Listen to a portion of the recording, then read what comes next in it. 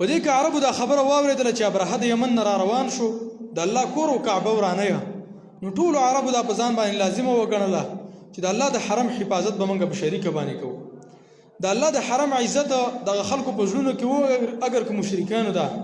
نو قتال یې په ځان باندې واجب کړو، ځانونه به وجنو خو د کعبې حفاظت به کوو. نو ابرهه را روان شو، نو په لاره کې ورته د یمن د اشرافو باچاهانو یو کس راووتو، دغه نوم ذونفر د دغه کس چې کوم په لاره کې راووتو، هغه د خپل قوم د ابرهه په مقابله کې راویستو د دې دپاره چې د دې باچاهي وکړي او د الله د کور دفاع وکړي. نو سخت جنګ یې وکړو، لیکن ذونفر چې کوم هغې سره د خپلو ملګرو ونیو، شکست یې ورته ورکړو او ذونفر قیدي شو. ابرهه اراده وکړه ویل دا ذونفر وژنم، هغه ورته ویل ما مه قتلویه، ویل زما په ایسارولو کې ستاسو دپاره پیده ده، ویل په جیل کې مې وساتئ، زه به ته لارې مارې درښیم، ویل مه مې قتلوئ. نو ابرهه ډېر هوښیار سړی و، اگر چې کافر و داسې کار یې وکړو، ډېر حلیم او صبرناک سړی و، دا د ځان سره وساتو، د ځان سره یې کېنه، ویل زه ته معاف شولې، خو ویل زموږ سره په جیل کې پروت یې، ویل موږ ته به لارې ښې. نو دوی داسې کار وکړو، په لاره باندې راتېرېدله، د خثعم قوم په علاقه باندې راتېر شو. د خثعم قبیلې مشر نوفیل بن حبیب الخثعمي و. دا د خپلو ټولو قبیلو شهران او ناهیسه د دې ابرهه مقابلې ته راووتله، او نور د عربو چې کومې قبیلې وې هغه هم ورسره ملګري شولې، جنګ شروع شو، دی هم شکست وخوړو او دا مشر یې وله ونیو، دا کوم خثعم چې کوم و دا یې ونیو. نو ابرهه اراده وکړه ویل دا هم وژنم، نو هغه ورته ویل ما مه وژنې، ویل زه به ته لارې درښیمه،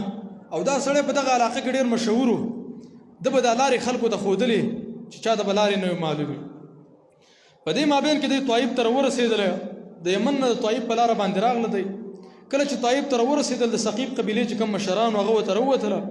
او دا خبره ورته وکړه ویل موږ ستاسو جنګ نه کوو، ویل موږ ستاسو غلامان یو. او دا خلک لږ داسې و د جنګ نه یېرېدلي خلک وو، ویل موږ د حرب او جګړې دپاره نه یو راوتي، ویل تاسو زمونږ معبود لات بوت مه وژنئ، ویل نور کعبه ورانه کوي، ویل د هغې څه خبره نشته دی. په دې باندې د دې خبره وشوله. هر کله چې د کعبې د ورانولو دپاره هغه لاره ورته دې هواره کړله وراله، نو ثقیف قبیله چې کومه وه هغې دا ظلم وکړو چې لاره ورته هغې ورښودله د کعبې د هغې د ورانولو. ابراهم اراده وکړله ویل زه د هېڅ چا قتال نه کوم، ویل هېڅ څوک نه وژنمه، ویل صرف دومره وکړئ چې ما دې کعبې ته پرېږدئ چې دا کعبه ورانه کړم. وجه څه وه؟ ابرهه چې کومه کوټه جوړه کړې وه، یو غیرتي کس په دغه زمانه کې، هغه ورغی د هغې په کوټه کې ګندګي وکړله، ویل ته د کعبې په مقابله کې کعبه جوړئ، او بیا وله په دیوالونه پسې وسولوله. نو دې وجې نه د ابرهه غوسه شوی دا کعبه اوس ورانه. نو دی ورسره جنګ ونه کړو، ثقیف قبیلې هم ورسره جنګ نه کوه، او دی ورسره یو سړی ولېږو، د هغه نوم ابورغال نوم یې و. دی روانو تر دې پورې چې کله مغمس علاقې ته ورسېدله، دا د طایف او د عرفات په منځ کې یو علاقه ده، مکې ته نږدې ده، تقریبا 20 کیلومتره فاصله کې دا علاقه ده. په هغه ځای کې دمه وکړله، هلته په دې ابورغال باندې مرګ رالی، چې کله په مرګ رالی نو رب العالمین هلاک و، په مغزي باندې حق و. بیا دا حدیث نه داسې معلومیږي، د عربو عادت دا و چې کله به په دغه لاره باندې تېرېدله نو د ابورغال دا قبر به په کاڼو باندې وشته، دا خبره به یې کوله، ویل لارجمن قبرک کما رجم قبر ابي رغال. خلکو به دا تذکرې کولې، ویل داسې به دې رجم کړمه، داسې به دې په کاڼو ولمه لکه څرنګه چې خلک د ابورغال قبر په کاڼو باندې ولي. عمر رضی الله تعالی عنه یو سړی چې غیلان الثقفي، هغه داسې کار کړی چې خپلو ټولو ښځو ته طلاق ورکړی و، او ویلي ویل زه دې ښځو ته رجوع نه کوم. نو عمر ورته ویل یا به رجوع کوې، ویل یا به داسې په کاڼو باندې ولم لکه څرنګه چې خلک ابورغال په کاڼو باندې ولي او د هغې قبر ولي. نو دا د عربو هغه طریقه وه. د عربو ورسره بغض پیدا شو چې کله دغه قبر به یې وروسته په کاڼو باندې وشتل. نو دوی راغلله د مکې نه بهر د مینا علاقې نه وړاندې د مزدلفې په منځ کې یو وادي وه، د مخې ته دا دروازه بنده کړل، دغه اواز راځي ریکارډینګ کېږي، هسې وکړئ. د مکې مکرمې نه د بهر د مینا علاقې نه وړاندې دغه مزدلفې علاقه کې پړاو واچاو، وادي محصر ورته ویلی کېږي. په دغه ځای کې ابرهه او د هغې فوج پړاو واچاو، او وادي محصر اوس په مینا کې داخله ده. نبي صلی الله علیه وسلم به چې کله په دغه ځای باندې تېرېدو دې خبرې ته توجه کوئ، چې کله به په دغه ځای باندې تېرېدو نو د اوښکې له به یې منډه ورکړه، په تیزۍ سره به یې تېره کړله، او دا د نبي صلی الله علیه وسلم سنت دی. اوس هم دا خلک په هغه ځای کې منډه وهي او په جلتۍ سره ځي. او د صحابه هم دا طریقه وه چې کله به یو قوم هلاک شو په هغه ځای باندې به دوی ورتېرېدل، نو د هغې ځای نه به دوی منډه واله. نو کله چې دوی دې مقام ته راورسېدله نو ابراهم مخکې یو سړی ولېږه چې هغې ته اسود بن مقصود نوم یې و. چې تلال شو د مکې چې کوم مالونه دی هغه قبضه کا هغه لاړه د مکې چې کوم ګړي بزی او خان هغه ټول قبضه کړل غالبا د مکې د خلکو حیوانات او خان هغه ټول دی ونیول او خان ونیول او هغه د ابراهیم فوج سره وستر بده کې عبد المطلب چې د نبی صلی الله علیه وسلم نیکه دی دا غیم پکې 200 خان ونیول عبد المطلب دغه کوم مالونه چې وغم د خلکو قبضه کړل عبد المطلب دغه وخت کې د قریش او مشرک ولا د نبی صلی الله علیه وسلم ټول نیکونه چې دی غټ خاندان او بچاهي و نو دا کوم مالونه چې دا ټول ابراهیم ترا وستله په دې کې ابراهیم ولګیدو یو کس مکې ته ولېګو چې حناتا حميري نومو ورتلال شو مکې والو ته و چې تاسو زما د قتال اراده لرئ او کنه لرئ ما وجنه یو کنه که چرته د خلک زما سره جنگ کوي نو ما ته خبر راکا او زما قتال او د جنگ اراده لري سره د اوسه د وجنه ما حناته مکې ته لاړ ته پوسه وکړ دلته تاسو مشر څوک دی هغه ورته د علاقې مشر عبد المطلب د نبی صلی الله علیه وسلم نکي وته یاد کو د دې واقعین وروسته به نبی صلی الله علیه وسلم پیدا کیږي د خبره ته سوچ کوی نو هغه ورته چې عبد المطلب ولغه د علاقې مشر دی او هغه سردار ته په کنټرول کې دی عبد المطلب ورغه حناته ورته ولته جنگ کې کنه عبد المطلب ورته ویل زمون خو جنگ طاقت نشته ول من خو کم خلک یو کم خلک چې خو تاسو غلامان شو ول من بس جنگ وکړو اول د مکه مکرمه ول زویب خلک دی ول دی بس تاسو مقابله وکړئ تاسو دومره په وځ سره غلي وای ول من جنگ نشو کولای قریش په دې باندې قادر نه دي حناته ورته ول زه باچا را لګلې مو هغه تا غواړي په دې مابین کې ابراهه خو باچا دی ناغه په خپل خاص محفوظ ځای کې ناستو دغه خاص یو کټو خاصه کرسي و او په یو کوټه کې بناستو خیمه لګولې و نو عبد المطلب دغه سره روان شو تر دې پورې چې معسكر تر ورسېدل زونه پر ته پوسوکو ځکه دا زونه پر چې کوم دیونی ولې د مخکنه در دی عبد المطلب مرګره و د نبی صلی الله علیه وسلم د نیکه ملګری نو ول د زونه پر سره په جیل کې میلاو شو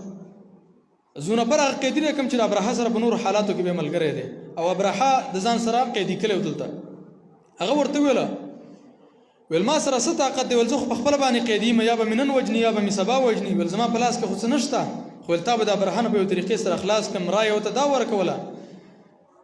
ویل چې د سکار به کوم اونیس په نوم باندې یو کسو هغه ته ولته دی عبد المطلب سپارښت وکړ چې دا د قوم مشر دی او په دې قوم کې یو ښه سړی دی د قوم باچا دی نو هغه ور سره څه کار وکړي او دا خپل 200 کوم خان چې دی ول دا به ته واپس او دا بوله ورکی نو کله چې دغه اونیس په نوم باندې سړی در ابراهه خواله ورله هغه څه خبرې وکړلې او دا یو څول چې د مکه مشر دی عبد المطلب نوم دی ورسته د ملاقات لپاره راغلی دی اول دا شخص دی ډیر سخی انسان دی ول خلکو ته خوراکونه ورکړي د حج په موقع باندې ابراهه امر وکړو ولدانه نه راولې د عبد المطلب ډیر غیرتی انسان په ابراهه باندې کله عبد المطلب ور داخل شو د دې ډیر غټ بدن و لوړ بدن غټه جوسه و ول په ابراهه باندې روح عبراله دغلته ول درنګ نم خيستو دا بدن هم غټو تاریخ د سلی کې وکانه رجلا جسیما وسیما غټ بدن والا او خيسته شکل والا د انسان ډیر صفات پکې موجود اکثر باچاهانو کې تکبر زیاتی نو دای د سکارو کو چې تخت چوت نه کو وجداوي ول کچرته حبش دا وګوري چې عبد المطلب او د قریش د مشر رواخصو د ځان سره بر وخی جوړ د حبش برانه تور دا خبره وکړه نو کده ورته راکو شو او دغه څه حاجات او خبره وته وکړه ابراهه ته ول څه غواړي دی ابراهه دی عبد المطلب ته ول څه غواړي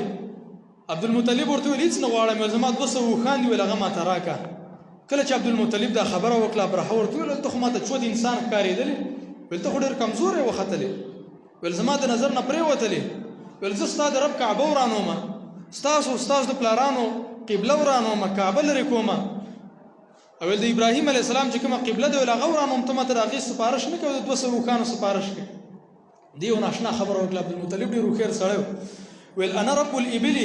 وللبيت رب سيحفظه وسيمنعه ول زدو خانو مالک ما زما خان ما تراکا او د دې کعبه خپل رب شته ولستانه به تاسو کوي ولګه پته به تولګي دا خبره وسو